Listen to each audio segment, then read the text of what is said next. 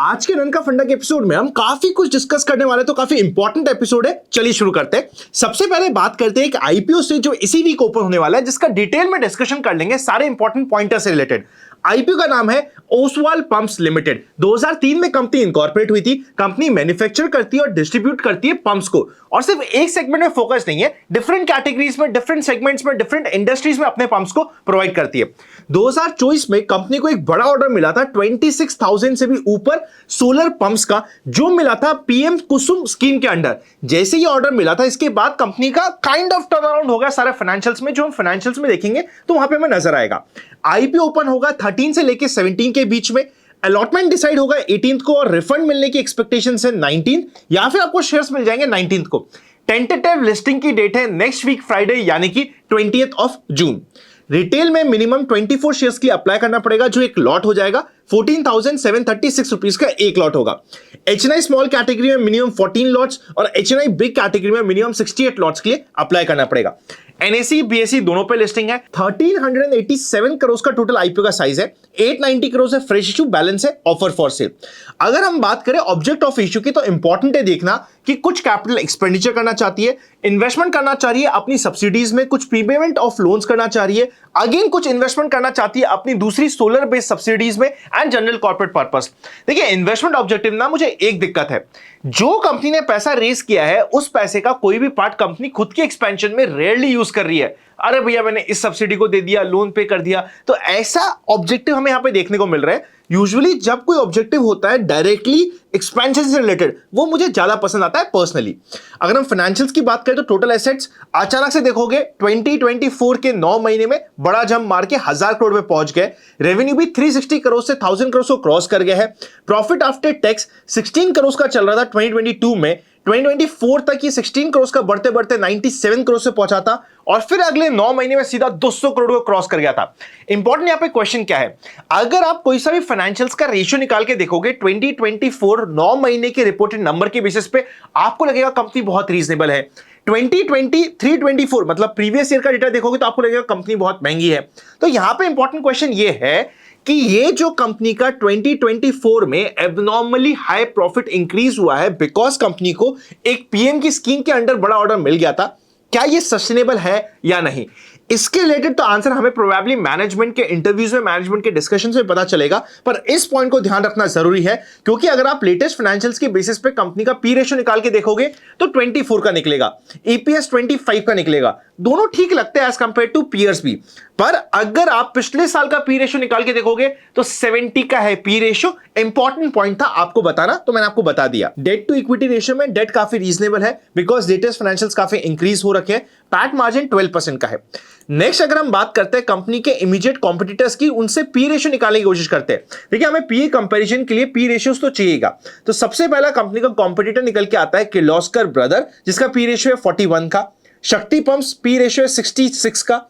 WPIL जिसका P ratio है 18 का। KBS पी रेशियो है 66 का। रोटो पंप्स पी रेशियो है 42 का। Direct apple to apple comparison नहीं कह सकते, क्योंकि कंपनी को रिसेंटली बड़ा ही ऑर्डर मिला, जिसकी वजह से कंपनी के फाइनेंशियल्स में आपको लग रहा है 24 का पी आ गया, काफी अट्रैक्टिव हो गया। पर उस पॉइंट को ध्यान रखिएगा जिसको मैंने 2-3 बार आपको बता दिया है।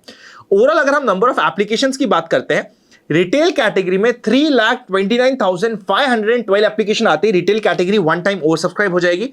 एचएनआई स्मॉल कैटेगरी में मात्र 3,362 एप्लीकेशंस की रिक्वायरमेंट है। एचएनआई बिग कैटेगरी में 6,725 एप्लीकेशंस की हमें रिक्वायरमेंट होने वाली है। ओवरऑल एक डिसेंट आईपीओ है बिकॉज उसके रिसेंट फाइनेंशियल्स बहुत अच्छे थे। एज पर सोर्सेस अभी ग्रे मार्केट प्रीमियम चल रहा है 8 to 9% का।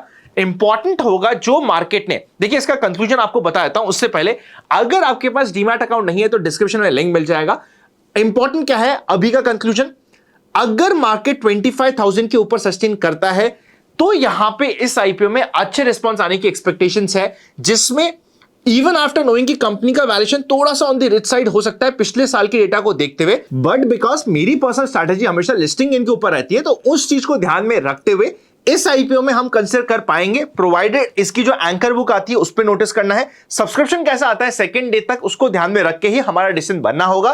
रेगुलर अपडेट्स आपको हमारे open for all free Telegram, जिसका लिंक डिस्क्रिप्शन है, उसमें मिल जाएगी। नेक्स्ट, इससे पहले कि हम निफ्टी के डिस्कशन पर जाए, एक बार मैं आपको क्रिप्टो का डिस्कशन बता देता हूं शॉर्ट में, क्योंकि क्रिप्टो में भी अब काफी सारे लोग इंटरेस्टेड हो रहे हैं, बिकॉज इंडियन मार्केट में काफी सारे रेस्ट्रिक्शंस बढ़ते जा रहे हैं, तो उसका भी एक बार शॉर्ट में डिस्कशन कर लेते हैं। अगर आप बिटकॉइन के एनालिसिस मानोगे तो लास्ट टाइम हमारा डिस्कशन हुआ था कि मार्केट जब यहां पे था कि एक बार मार्केट को एटलीस्ट 50 डे मूविंग एवरेज को रिटेस्ट करना विल बी इंपॉर्टेंट, और ये फ्लैट बेस में 50 डे मूविंग एवरेज के पास से वापस से बाउंस बैक के चांसेस होंगे। तो एग्जैक्टली वैसा ही मार्केट ने कुछ किया है। आई होप आपको पुराना डिस्कशन याद होगा। अब यहां पे मार्केट में फ्रेश ब्रेकआउट आएगा 1,11,000 के ऊपर। इसके आसपास क्या होगा, यहां पे आपको देखना पड़ेगा कि क्या मार्केट, देखो दो तरीके का ब्रेकआउट होता है। एक होता है कि मार्केट सीधा सीधा ब्रेकआउट कर जाए तो वो वापस से फेड आउट हो जाता है। इसकी जगह पे अगर मार्केट यहां पे ब्रेकआउट करने से पहले 2-3 इनसाइड कैंडल बनाए, थोड़ा सा रुके और तीसरी चौथी डेली कैंडल में ब्रेकआउट करे, तो वैसे ब्रेकआउट पे तो हमें स्पेशल ध्यान रखते हुए काम करना पड़ेगा। यहां पे अगर इस रेंज के आसपास कोई रिवर्सल कैंडल मिलती है तो यहां से शॉर्ट की भी ट्रेड इनिशिएट हो सकती है। तो ये इंपॉर्टेंट रेंज में फंसा हुआ है मार्केट। ये जब रेंज में फंसता है मार्केट तो आपको ध्यान रखना होता है कि आपको रेंज बाउंड ट्रेडिंग करनी होती है, पर एट द सेम टाइम अगर यहां पे होल्ड करके फिर मार्केट निकलता है तो उसकी रिस्पेक्ट करते वक्त ब्रेकआउट पे भी ध्यान रखते हुए अगर ब्रेकआउट में काम होता है तो आपका stop loss 20 day moving average के आसपास आ जाएगा और यहां से आपको काम करना पड़ेगा। ये हो गया सिंपल एनालिसिस। इथेरियम भी बात करोगे, अगेन फ्लैट बेस में फंसा हुआ है। ऊपर की साइड 2700 है, नीचे की साइड 2400 है, बीच में फ्लैट बेस में फंसा हुआ है। इधर साइड में एक बड़ा मूव के लिए रेडी हो रहा है। मूव के लिए रेडी हो रहा है हमें कैसे पता चल रहा है, आप देखोगे कि मई 10 के बाद में ये इस रेंज में प्रॉपर्ली फंसा हुआ है।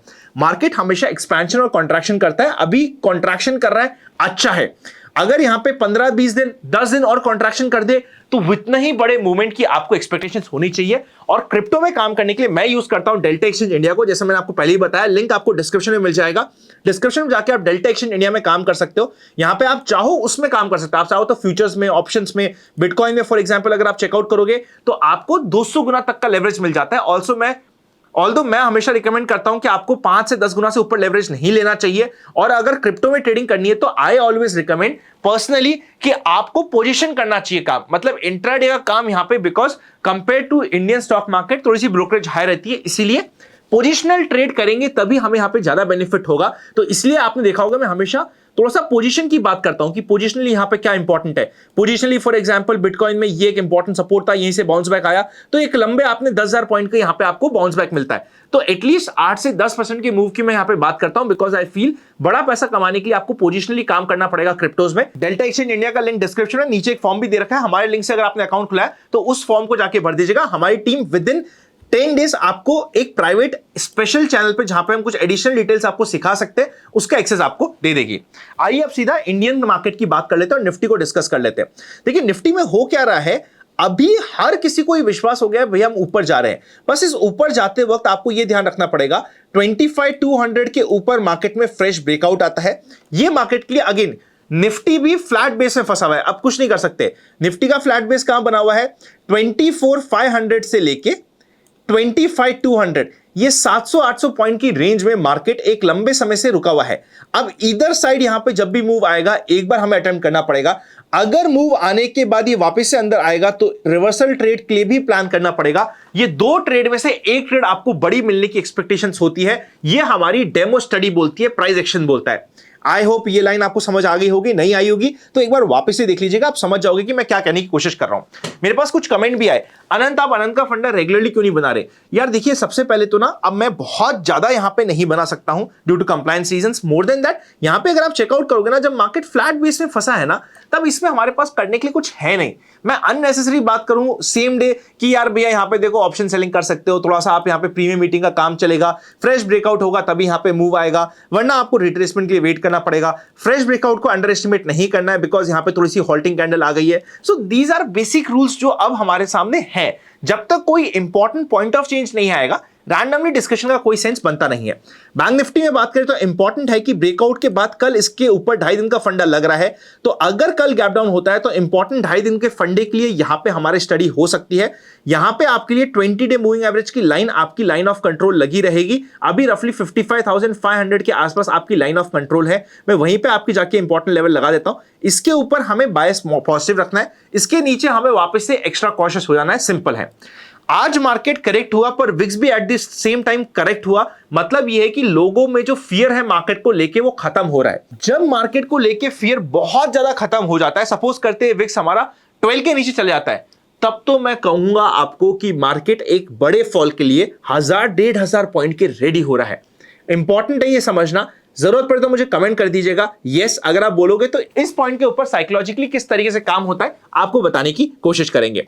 Happy learning and I will see you very soon. Short में अगर मैं आपको इंटरनेशनल मार्केट डाउ जोन्स भी दिखा दूं तो वो भी रेजिस्टेंस पे है, ब्रेकआउट या reversal it will decide everything.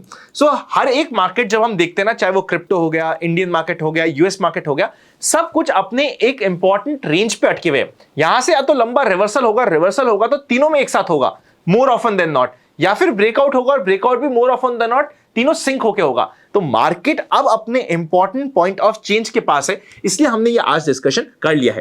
Happy learning and I will see you very soon. सारे इंपॉर्टेंट लिंक्स आपको डिस्क्रिप्शन में मिल जाएंगे।